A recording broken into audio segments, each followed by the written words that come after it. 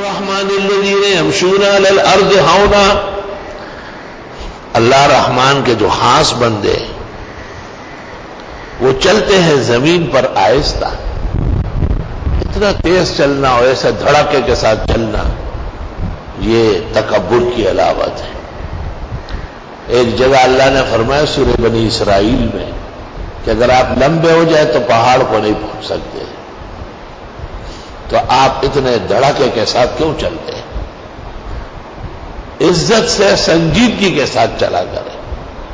علماء نے لکھا ہے کہ اگر ضرورت دوڑنے کی ہے تو چل سکتے ہیں. عام اعتدال زندگی میں آرام و راحت سے چلیں.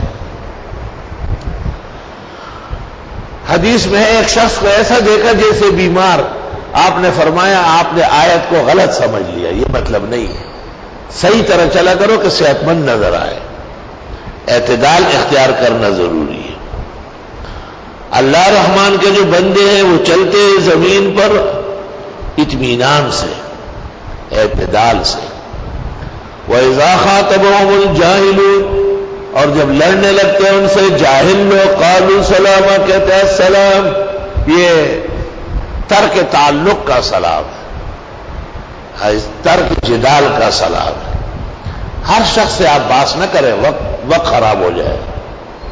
پہلے اس کو دیکھیں کہ وہ اس قابل ہے، نہیں ہے تو ان سے کہو چلو کسی اور جگہ سینگ لڑا دو.